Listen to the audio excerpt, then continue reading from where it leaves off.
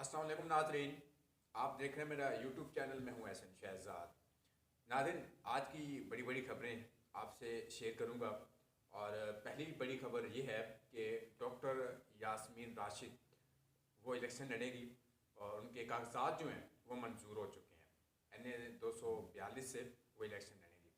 जहाँ से इमरान खान ने इलेक्शन लड़ना था और उनके कागजात अभी मंजूर नहीं हुए और खान साहब अभी जेल में हैं और इलेक्शन कमीशन की तरफ से ये ऑर्डर जारी हुए कि खान साहब अभी इलेक्शन नहीं लड़ सकेंगे और उनकी जगह पे डॉक्टर यास्मीन राशिद जो हैं वो इलेक्शन लड़ेंगी।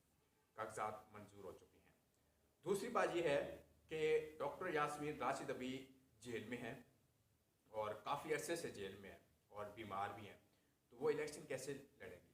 क्योंकि कंपेन भी करनी है उन्होंने और हल्के में जाना भी है और लोगों से मुलाकातें भी करनी है। और कंपेन करना, हल्के में जाना, लोगों से मिलना, ये बड़ा मुश्किल काम होता है, आसान काम नहीं होता। एक सेहतमंद आदमी जो होता है वो भी अगर किसी हल्के में जाए और अपने प्रोटोकॉल के साथ जाए, गाड़ी पे जाए, तो वो भी उसको भी बड़ी मुश्किलात का सामना करना पड़ता है। लोगों से मिलना जुलना, बैठना, और कोई फौत हो गया उसके घर में जाना और कोई बीमार है उसकी ताज़ियत करना, तो ये बड़ा मुश्किल काम होता है। तो डॉक्टर यास्मीन राशिद की पोजीशन इस टाइम ऐसी है कि बीमार हैं वो और सर्दियों के दिन चल रहे हैं, तो कैसे कंपेन करेंगी, कैसे इलेक्शन लड़ेंगी? तो बड़ा मुश्किल हालात हैं डॉक्टर यास्मीन राशिद के लिए। और दूसरी बात यह है कि अब मरीम नवाज़ और सनम जावेद जो हैं वो आमने सामने हैं और सनम जावेद के अभी तक जो डॉक्यूमेंट्स थे इलेक्शन कमीशन में जो दिए थे इलेक्शन लड़ने के लिए, अभी तक वो मंजूर नहीं हुए। और बड़े बड़े बयान तो दिए जा रहे हैं कि हर बंदे को हम आज़ादी दी जाएगी, हर बंदे को आज़ादी दी जाएगी कि इलेक्शन लड़ने के लिए। तो मेरा नहीं ख्याल कि अब इलेक्शन होंगे या फिर नहीं होंगे, ये तो वक्त ही बताएगा और 8 तारीख ही बताएगी कि ये इलेक्शन अब होने वाले हैं या नहीं होने वाले। क्योंकि सुप्रीम कोर्ट की तरफ से तो रिज़ल्ट ओके हो चुका है कि चीफ जस्टिस ऑफ पाकिस्तान ने भी ऐलान किया है कि अब इलेक्शन होंगे और 8 फरवरी को ही होंगे। और दूसरी बात यह है कि उस्मान डार इतने बड़े आदमी हैं और ख़ान साहब के बड़े क्लोज हैं वो, तो उन्होंने दावा किया है, अब जो नई रिपोर्ट्स हैं उन्होंने दावा किया है कि जी 9 मई में जो भी कुछ भी कहा गया है तो वो इमरान खान ने कहा था और उन्होंने कहा था कि जितने भी इदारे हैं इनके ऊपर हमला करें। और मैं अपनी वजाहत के साथ कह रहा हूँ कि उन्होंने कहा था, सब मिल के हमारी मीटिंग हुई सबके साथ और बैठे और ख़ान साहब के ऑर्डर थे कि ये हम सब कुछ करने वाले हैं। तो तहरीक इंसाफ के लिए भी मुश्किलात का भी सामना है कि अब और मुश्किलात खड़ी हो चुकी है। और दूसरी तरफ उस्मान डार की जो वालदा है वो कहती हैं कि जी उस्मान डार को ब्लैकमेल किया गया है और उनसे ज़बरदस्ती ये बयानात दिलवाए गए हैं कि आप ऐसा कहें, खान के बारे में बुरा भला कहें। हालांकि वो पहले भी कह सकते थे और उन्होंने नहीं कि अब दोबारा जो वीडियोस और प्रेस कॉन्फ्रेंस और एक प्रोग्राम में बैठे हुए थे काशिफ अब्बासी के प्रोग्राम में ARY पे, तो उन्होंने कहा कि ये सारी जो थी क्या नाम है साजिश, ये इमरान खान साहब ने की थी और इमरान खान साहब ने कहा था कि इदारों के ऊपर हमला करें। तो अब ये सूरत हाल है।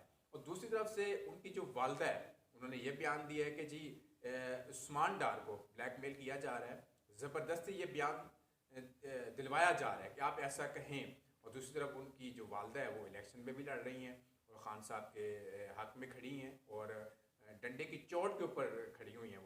वो चैलेंज करती है कि मैं डंडे की चोट के ऊपर खड़ी हूँ, ऐसे ही कहती हूँ, उनके अल्फाज है, मेरे अल्फाज नहीं हैं। और कहती मैं इलेक्शन लड़ूंगी और ख्वाजा आसिफ मेरे मुकाबले में है। अगर ख्वाजा आसिफ की इतनी ताकत है, कोई इलेक्शन लड़ेंगे, मुझे हिरा पाएंगे, तो ये वक्त ही बताएगा। तो मुकाबला सख्त है और हालात अब ये है कि तहरीक इंसाफ के लिए ख़ास तौर पर बड़ी मुश्किलात का सामना है। क्योंकि दूसरी बात यह है कि जो आर्टिकल लिखा उन्होंने, पहले ये खबरें फैलाएंगे कि आर्टिकल कहाँ से निकला, जेल से कैसे निकला और किस तरह निकला ये। तो एक सहाफ़ी ने खबर ब्रेक की कि ये आर्टिकल इमरान खान ने नहीं लिखा, पहले ये खबरें चलाएंगे। अब दोबारा खबरें ये आ रही हैं कि अब साबिक़ वज़ीर आज़म ने ख़ुद कहा है कि ये आर्टिकल मैंने लिखा है और मैं इसकी वजाहत करता हूँ। उस आर्टिकल में बड़ा कुछ लिखा गया है और ये भी कहा गया है कि जी अब मैं उनको भी पूछूंगा, उनके नाम भी मुझे याद है, उनकी शक्लें भी याद हैं जो मेरे साथ उन्होंने किया है, मैं सबसे बदला लूँगा। बदलने से मुराद ये है कि जो ज़मान पार्क में हुआ, क्या हुआ आपके सामने था, तोड़ फोड़ की गई और कारकुनों को उठाया गया और पुलिस और जो कारकुन थे उनका आमना सामना भी हुआ, शेलिंग भी हुई, बड़ा कुछ हुआ वहाँ पे, पूरी दुनिया ने देखा, सब कुछ, सारा मीडिया वहाँ पे मौजूद था, कोई चीज़ छुपने वाली नहीं है। تو خان صاحب اس میں بڑے غصے میں ہیں، وہ انہوں نے جو بیان دیا ہے تو بڑا شدید بیان ہے ان کا یہ، اور یہ کہا گیا ہے کہ اب میں ان کو نہیں چھوڑوں گا، جو مرضی ہو جائے میں ان کو نہیں چھوڑوں گا۔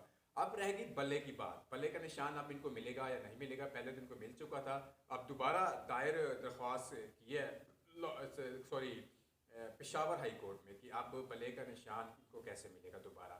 تو ابھی وہ بیرسٹر جو ہیں گوہر علی صاحب وہ بڑے ایکٹیو ہیں تحریک انصاف میں، اور بڑی کوشش کر رہے ہیں خان کے لیے کہ اب بلے کا نشان لے کے ہی ہم آگے بڑھیں گے۔ اگر بلے کا نشان فرض کریں ان سے دوبارہ چھین لیا جاتا ہے تو ان کو کوئی فرق نہیں پڑے گا تحریک انصاف۔ اس کی وجہ یہ ہے کہ اب اس ٹائم ہر بندہ تحریک انصاف تحریک انصاف تحریک انصاف لگایا ہوا ہے کہ اب ووٹ تحریک انصاف کا ہی ہے، تحریک انصاف کے علاوہ ووٹ ہم کسی کو نہیں دیں گے۔ یہ عوام کہتی ہے، جب ہم حلقے میں جاتے ہیں اور لوگوں کے انٹرویوز کرتے ہیں، جب مختلف لوگوں کے مختلف حلقوں میں جاتے ہیں تو 5 لوگ نون کے نکلتے ہیں اور 10 لوگ جو ہوتے ہیں وہ پی ٹی آئی کے نکلتے ہیں، وہ یہی کہتے ہیں کہ ہم اس بار ووٹ پی ٹی آئی کا ہے۔